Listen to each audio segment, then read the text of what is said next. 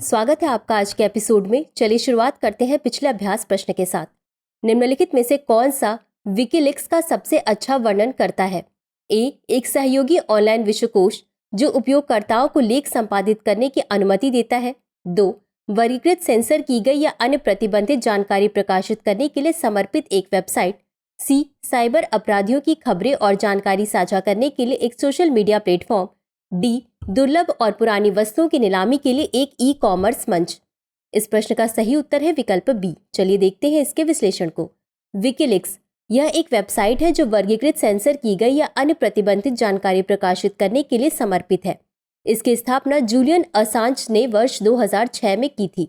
WikiLeaks युद्ध, जासूसी और भ्रष्टाचार से संबंधित सेंसर या अन्यथा प्रतिबंधित आधिकारिक सामग्रियों के बड़े डेटासेट के विश्लेषण एवं प्रकाशन में कुशल है। इसके कुछ सबसे उल्लेखनीय लीक अमेरिका सरकार के दस्तावेज थे, जिसमें कहा गया था कि अमेरिकी सेना ने अफगानिस्तान और इराक में युद्धों के दौरान अज्ञात घटनाओं में सैकड़ों नागरिकों को मार डाला था। अतः विकल्प बी सही है।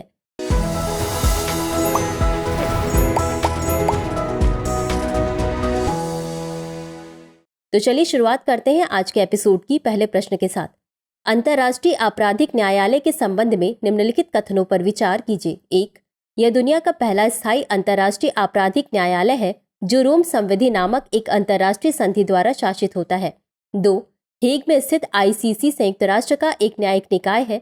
3, आईसीसी के पास नरसंहार, मानवता के खिलाफ अपराध और युद्ध अपराधों के लिए व्यक्तियों पर मुकदमा करने का अधिकार है। नीचे दिए गए कूट का उपयोग करके सही उत्तर चुनिए। ए केवल 1 और 2, बी केवल 2 और 3, सी केवल 1, डी केवल 1 और 3। इस प्रश्न का सही उत्तर है विकल्प डी, केवल 1 और 3। चलिए देखते हैं इसके विश्लेषण को। अंतर्राष्ट्रीय आपराधिक न्यायालय यह दुनिया का पहला स्थायी अंतर्राष्ट्रीय आपराधिक न्यायालय है जो यह रोम संविधि नामक एक अंतर्राष्ट्रीय संधि द्वारा शासित होता है। अतः कथन 1 सही है। आईसीसी हेग में स्थित है और संयुक्त राष्ट्र से स्वतंत्र रूप से संचालित होता है। अतः कथन 2 सही नहीं है। आईसीसी अंतर्राष्ट्रीय समुदाय के लिए चिंता के सबसे गंभीर अपराधों, नरसंहार, मानवता के खिलाफ अपराध और युद्ध अपराध के आरोप वाले व्यक्तियों पर मुकदमा करती है। अतः कथन 3 सही है। अगला प्रश्न है, चक्रवात रेमल के संदर्भ में निम्नलिखित कथनों पर विचार कीजिए। 1, इसका नामकरण ओमान के द्वारा रखा गया है। 2, यह पश्चिम बंगाल और बांग्लादेश को प्रभावित करने वाला प्री मानसून चक्रवात है। उपर्युक्त में से कौन सा या कौन से कथन सही है या सही है? ए केवल 1, बी केवल 2, सी 1 और 2 दोनों, डी न तो 1 और न ही 2। इस प्रश्न का सही उत्तर है विकल्प सी, 1 और 2 दोनों। चलिए देखते हैं इसके विश्लेषण को। भारतीय मौसम विभाग यानी आईएमडी के अनुसार चक्रवात रेमल पश्चिम बंगाल और बांग्लादेश के तटों पर पहुंचेगा। रेमल बंगाल की खाड़ी में आने वाला पहला प्री मानसून चक्रवात है। अतः कथन 2 सही है। आईएमडी के अनुसार रेमल चक्रवात की गति 102 किलोमीटर प्रति घंटा तक हो सकती है, जो बंगाल की खाड़ी के तटीय क्षेत्रों को प्रभावित करेगा। हिंद महासागर क्षेत्र में चक्रवातों के नामकरण की प्रणाली के अनुसार इसका नाम ओमान द्वारा प्रस्तावित किया गया है। अतः कथन 1 सही है। अगला प्रश्न है, शेयरों की पुनर्खरीद के संबंध में निम्नलिखित कथनों पर विचार कीजिए। 1, यह वह प्रणाली है जहां कंपनियां अपने मौजूदा शेयर धारकों से अपने स्वयं के शेयर खरीदने का निर्णय लेती है। 2, यह सामान्य तौर पर वर्तमान बाजार मूल्य से कम कीमत पर किया जाता है। 3, यह केवल खुले बाजार तंत्र के माध्यम से ही किया जा सकता है। उपर्युक्त में से कितने कथन सही है? ए केवल 1, बी केवल 2, सी सभी 3, डी कोई भी नहीं। इस प्रश्न का सही उत्तर है विकल्प ए केवल 1। चलिए देखते हैं इसके विश्लेषण को। शेयरों की पुनर्खरीद। शेयरों की पुनर्खरीद उस प्रक्रिया को संदर्भित करती है जिसमें एक कंपनी मौजूदा शेयरधारकों से अपने बकाया शेयरों की पुनर्खरीद करती है। अतः कथन 1 सही है। यह सामान्य तौर पर वर्तमान बाजार मूल्य से अधिक कीमत पर किया जाता है। अतः कथन 2 सही नहीं है। इसे या तो निविदा प्रस्ताव के माध्यम से अथवा खुले बाजार तंत्र के माध्यम से किया जा सकता है। अतः कथन 3 सही नहीं है। जब कंपनियां शेयरों की पुनर्खरीद के लिए खुले बाजार तंत्र का विकल्प चुनने का निर्णय लेती हैं, तो वे द्वितीयक बाजार के माध्यम से ऐसा कर सकती हैं। अगला प्रश्न है, निम्नलिखित में से कौन सा पैरा डिप्लोमेसी का उदाहरण है? ए, एक राष्ट्रीय सरकार दूसरे राष्ट्र के साथ मुक्त व्यापार समझौते पर बातचीत कर रही है। बी, एक राज्य सरकार स्थानीय व्यवसायों को बढ़ावा देने के लिए एक विदेशी राष्ट्र में व्यापार कार्यालय स्थापित कर रही है। सी, परस्पर विरोधी राष्ट्रों के मध्य शांति वार्ता में मध्यस्थता करने वाला एक अंतर्राष्ट्रीय संगठन। डी, एक बहुराष्ट्रीय निगम जो कई राष्ट्रों में अनुकूल व्यापार नीतियों की पैरवी कर रहा है। इस प्रश्न का सही उत्तर है विकल्प बी। चलिए देखते हैं इसके विश्लेषण को। पैरा डिप्लोमेसी पैरा डिप्लोमेसी से तात्पर्य उस डिप्लोमेसी से है जो गैर केंद्रीय सरकारें अपनाती हैं। सरल शब्दों में, जब उपराष्ट्रीय सरकारें जैसे राज्य, प्रांत अथवा शहर अपने हितों को आगे बढ़ाने के लिए अंतर्राष्ट्रीय मामलों का संचालन करते हैं, इसे पैरा डिप्लोमेसी के रूप में जाना जाता है। एक राज्य सरकार स्थानीय व्यवसायों को बढ़ावा देने के लिए किसी विदेशी राष्ट्र में एक व्यापार कार्यालय स्थापित करना पैरा डिप्लोमेसी का एक उदाहरण है। उदाहरण के लिए महाराष्ट्र ने राज्य में निवेश आकर्षित करने के लिए दावोस में विश्व आर्थिक मंच की बैठक में अपने मंडप का अनावरण किया। महाराष्ट्र ने अपने दाभोल पावर स्टेशन के वित्त पोषण के लिए टेक्सास की बिजली कंपनी एनरॉन और जनरल इलेक्ट्रिक के साथ एक समझौता किया, अतः विकल्प बी सही है।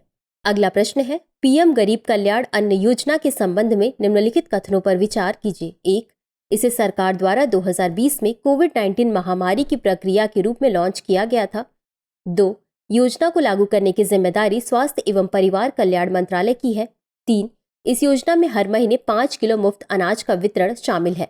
उपर्युक्त में से कितने कथन सही है? ए केवल 1, बी केवल 2, सी सभी 3, डी कोई भी नहीं। इस प्रश्न का सही उत्तर है विकल्प बी केवल 2। चलिए देखते हैं इसके विश्लेषण को। पीएम गरीब कल्याण अन्न योजना, इसे भारत सरकार द्वारा अप्रैल 2020 में कोविड-19 महामारी की प्रतिक्रिया के रूप में लॉन्च किया गया था, अतः कथन 1 सही है। उपभोक्ता मामले, खाद्य और सार्वजनिक वितरण मंत्रालय पीएम गरीब कल्याण अन्न योजना, उपभोक्ता मामले, खाद्य और सार्वजनिक वितरण मंत्रालय पीएम गरीब कल्याण अन्न योजना को लागू करने के लिए जिम्मेदार है, अतः कथन 2 सही नहीं है।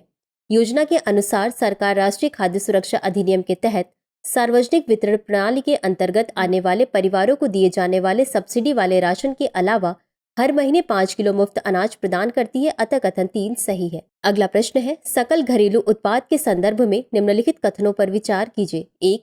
यह किसी अवधि के दौरान किसी देश द्वारा उत्पादित अंतिम वस्तुओं और सेवाओं के मूल्य का मानक माप है। 2. मध्यवर्ती उपभोग के लिए उत्पादित वस्तुओं और सेवाओं को भी सकल घरेलू उत्पाद में शामिल किया जाता है।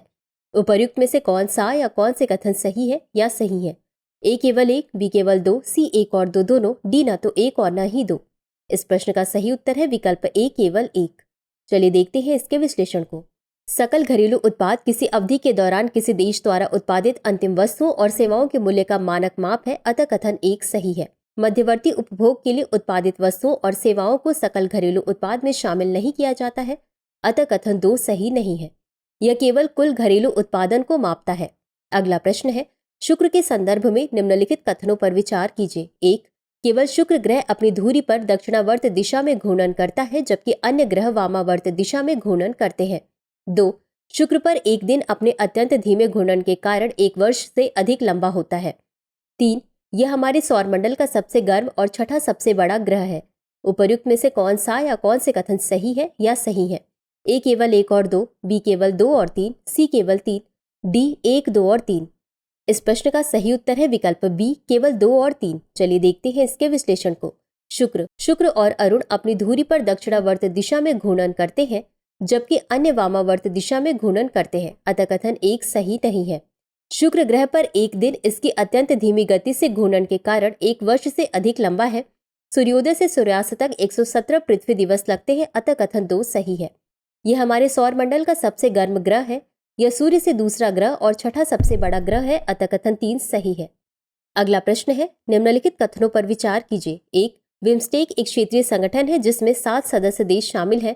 2. यह उप क्षेत्रीय संगठन 6 जून 1996 को बैंकॉक घोषणा के माध्यम से अस्तित्व में आया। उपर्युक्त में से कौन सा या कौन से कथन सही है या सही है? ए केवल 1, बी केवल 2, सी 1 और 2 दोनों, डी न तो 1 और न ही 2। इस प्रश्न का सही उत्तर है विकल्प ए केवल 1। चलिए देखते हैं इसके विश्लेषण को। हालिया खबरों के मुताबिक बिम्स्टेक नेताओं के 5वें शिखर सम्मेलन में अपनाए गए चार्टर के लागू होने के साथ ही समूह ने एक कानूनी व्यक्तित्व हासिल कर लिया है। बिम्स्टेक एक क्षेत्रीय संगठन है जिसमें 7 सदस्य देश शामिल हैं, अतः कथन 1 सही है। यह उप क्षेत्रीय संगठन 6 जून 1997 को बैंकॉक घोषणा के माध्यम से अस्तित्व में आया, अतः कथन 2 सही है। इन सदस्यों में बांग्लादेश, भूटान, श्रीलंका, नेपाल, थाईलैंड, म्यांमार और भारत शामिल है। बिम्स्टेक का सचिवालय ढाका, बांग्लादेश में स्थित है। अगला प्रश्न है, सुपर अर्थ के संदर्भ में निम्नलिखित कथनों पर विचार कीजिए। 1. इसका नाम TOI 715b रखा गया है। 2. यह एक ऐसी चट्टानी दुनिया है जो हमारे ग्रह से काफी बड़ी है लेकिन नेपच्यून से छोटी है। उपर्युक्त में से कौन सा या कौन से कथन सही है या सही है? ए केवल एक, बी केवल दो, सी एक और दो दोनों, डी न तो एक और न ही दो। इस प्रश्न का सही उत्तर है विकल्प सी, एक और दो दोनों। चलिए देखते हैं इसके विश्लेषण को। हाल ही में खगोलविदों ने हमारे सौर मंडल से परे वायुमंडल वाले चट्टानी ग्रह की खोज की है। इसका नाम सुपर अर्थ रखा गया है, अतः कथन एक सही है। सुपर अर्थ के बारे में, यह एक ऐसी चट्टानी दुनिया है जो हमारे ग्रह से काफी बड़ी है लेकिन नेपच्यून से छोटी है, अतः कथन दो सही है। यह एक लाल बौने तारे के चारों ओर चक्कर लगाती है जो हमारे सूर्य से छोटा और ठंडा है। यह ग्रह अपना एक चक्कर हर 18वें दिन पूरा कर लेता है। गौरतलब है कि इस ग्रह का वायुमंडल संभवतः कार्बन डाइऑक्साइड या कार्बन मोनोऑक्साइड से समृद्ध है। हालांकि इसमें जलवाष्प और सल्फर डाइऑक्साइड जैसी अन्य गैसें भी हो सकती हैं। यह ग्रह हमारी आकाशगंगा में पृथ्वी से लगभग 41 प्रकाश वर्ष दूर कर्क राशि में स्थित है। अगला प्रश्न है, जेनो ट्रांसप्लांटेशन के संदर्भ में निम्नलिखित कथनों पर विचार कीजिए। एक, इसके तहत जीवित कोशिकाओं, ऊतकों या गैर मानवीय पशु स्रोत से प्राप्त अंगों का मानव शरीर में प्रत्यारोपण करना शामिल है। दो, इसका प्राथमिक उद्देश्य मानव के लिए अंगदान करने वालों की संख्या में कमी को दूर करना है। उपर्युक्त में से कौन सा या कौन से कथन सही है या सही है? ए केवल एक, बी केवल दो, सी एक और दो दोनों, डी न तो एक और न ही दो। इस प्रश्न का सही उत्तर है विकल्प सी, एक और दो दोनों। चलिए देखते हैं इसके विश्लेषण को। हाल ही में संशोधित सुअर किडनी प्रत्यारोपण के पहले प्राप्तकर्ता रिचर्ड स्लैमैन का अभूतपूर्व जेनो ट्रांसप्लांटेशन सर्जरी के बाद निधन हो गया। चलिए अब जानते हैं जेनो ट्रांसप्लांटेशन के बारे में। अमेरिकी खाद्य एवं औषधि प्रशासन के अनुसार जेनो ट्रांसप्लांटेशन के तहत जीवित कोशिकाओं, ऊतकों या गैर मानवीय पशु स्रोत से प्राप्त अंगों का मानव शरीर में प्रत्यारोपण करना शामिल है, अतः कथन एक सही है। इसका प्राथमिक उद्देश्य मानव के लिए अंगदान करने वालों की संख्या में कमी को दूर करना है, अतः कथन दो सही है। भारत में जेनो ट्रांसप्लांटेशन वर्ष 1997 में असम में एक सर्जन ने एक सुअर के हृदय को एक मानव रोगी में प्रत्यारोपित करके जेनो ट्रांसप्लांटेशन किया, किंतु एक सप्ताह बाद रोगी की मृत्यु हो गई। तो चलिए अंत में देखते हैं आज के अभ्यास प्रश्न को। ग्रेजुएट रूट वीजा योजना जो प्रायः समाचारों में देखी जाती है का उल्लेख निम्नलिखित में से किस मामले के संदर्भ में किया जाता है? ए संयुक्त राज्य America, B United Kingdom, C Canada, D France. इस प्रश्न का उत्तर कमेंट बॉक्स में जरूर दें। आज के लिए बस इतना ही। धन्यवाद। डियर व्यूअर्स, अपने एग्जाम की तैयारी को और बेहतर करने के लिए हमारे चैनल को लाइक, शेयर और सब्सक्राइब करना न भूलें।